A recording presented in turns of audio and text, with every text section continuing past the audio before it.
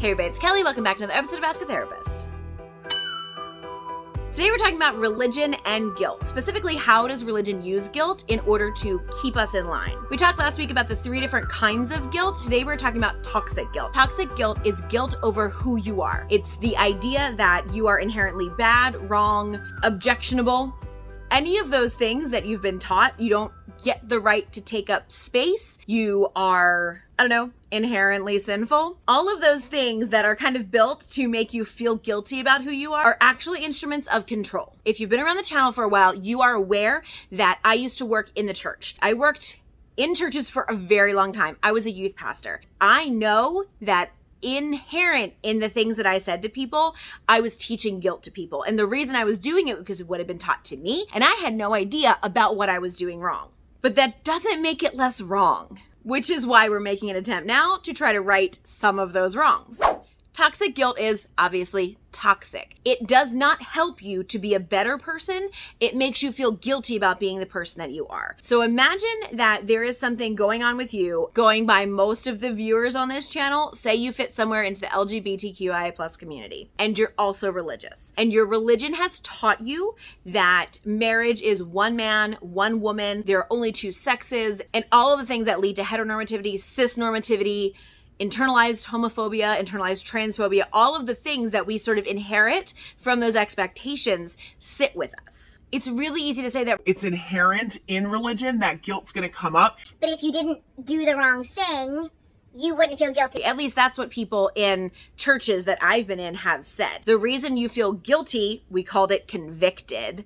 The reason you feel guilty is because you're doing something that God doesn't want you to do. And so if you stop doing it, the guilt will go away. Actually, I think I was probably doing something that you don't want me to do. And if I stop doing it, it brings me to right relationship with the humans around me. And that's why it goes away. The inherent point of guilt is to bring us into cooperative relationship with each other. As humans, we want to be in cooperative relationships with one another. There was a study done, and I will link it in the description box. There was a study done where they partnered people up and then basically inserted guilt into the equation. And anytime, whether they were strangers, friends first, it didn't really matter. Anytime guilt was introduced into the equation, the relationship became stronger afterwards. Now, most of it was natural guilt. One of them had done something intentionally or unintentionally against the other one, and then they felt guilty, or sometimes we say we feel bad about it, right? That's guilt, y'all. They felt guilty about it and therefore tried to rectify the situation. And in that way, guilt did what it's naturally supposed to do, which is prompt us to be back into cooperation together. That's the line that religion attempts to use. But that's not actually how it works. If you try to manipulate natural guilt, it's no longer natural,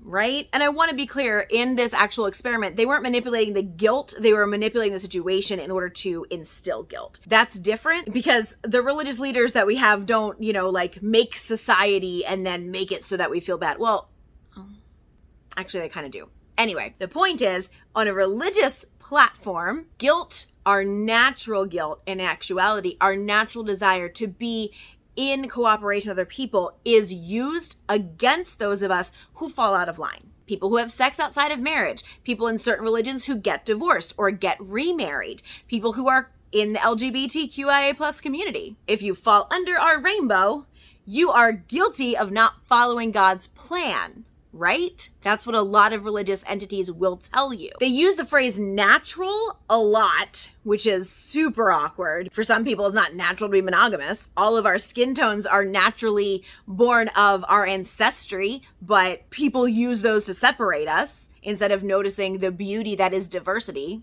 But the idea of what's natural, man, woman, marry, have kids, stay to your people, stay in your lane, those kind of things. The idea that normal is to be strived for, and normal means you'll look like everybody else and do everything like everybody else. If you fall outside of those parameters, then guilt is laid upon you because you've become a burden. You've become a problem for your family. You're an embarrassment. You're a lot of work. All of the things that are thrown at you are meant to prompt the guilt inside of you to get you back in line, which then makes your natural desire to be in cooperation with each other into toxic guilt, because you're then apologizing for the very essence of who you are because other people in your life or in your circle can't accept who you are. That's a problem for them. That's not a problem for you.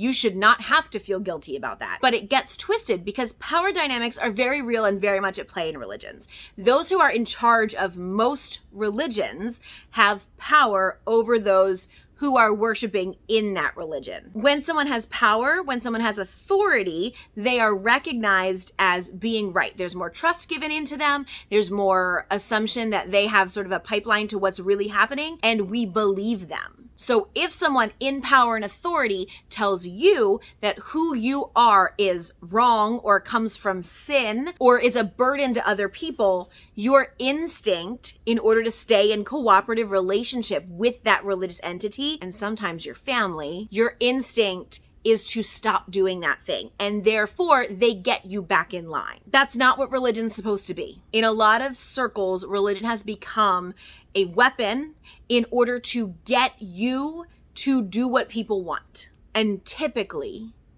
what people want is just not in your best interest if you're the one they're applying guilt to. You never have to apologize for who you are. You should never feel like there's something inherently wrong with who you are. Everyone's journey is different. Everyone's journey is an individual journey.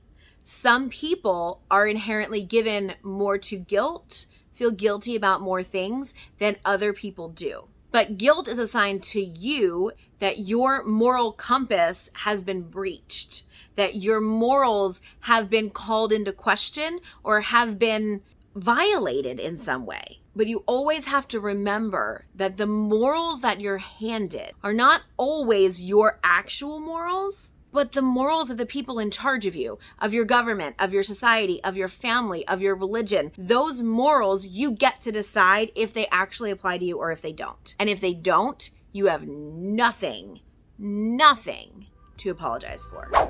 That's it for today. Thank you so much for being here. I hope you tune in next week and I will see you then. Until then, take care of yourselves and each other.